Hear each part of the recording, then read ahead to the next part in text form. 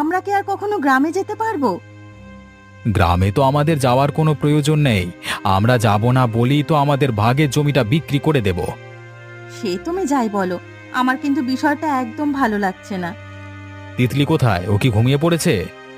হ্যাঁ, মেয়েটা আজ সকাল সকাল ঘুমিয়ে পড়েছে। সারাদিন খুব কাজের চাপ ছিল। আমিও ঘুমিয়ে পড়বো, চলো।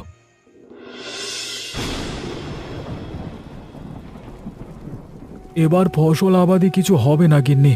বৃষ্টির জলে সব ফসল পচে গেছে। তাহলে আমাদের সারা বছর চলবে কি করে? আবাদি ফসলের ওপরেই তো আমাদের সংসার চলে। কি যে করব কিছুই মাথায় আসছে না।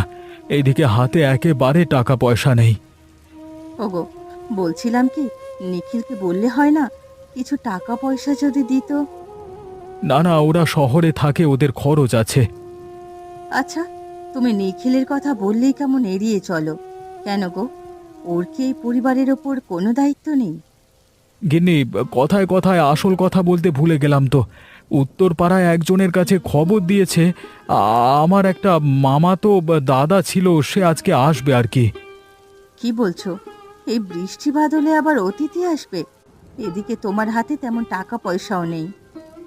কি আর করা যাবে গিন্নি, অতিথি আসলে তো আর না বলা যায় না।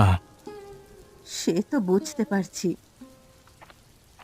তোরা কি বলা বলি করছিস?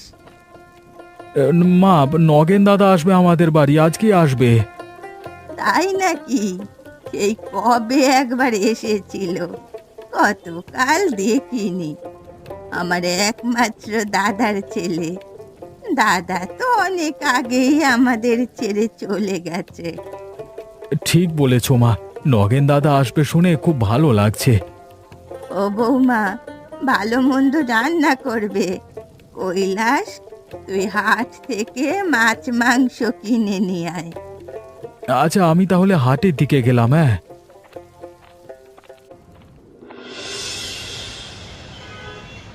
কি ব্যাপার, তুমি এখন?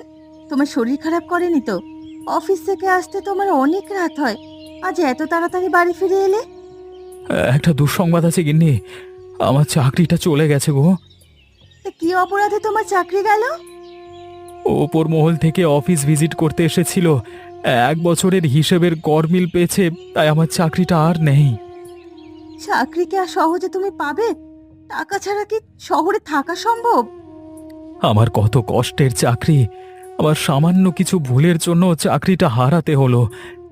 এই চাকরির গরমে মাটিতে তোমার পা পড়তো না। নিজের দাদাকেও কোনোদিন মানুষ বলে তুমি মনে করনি।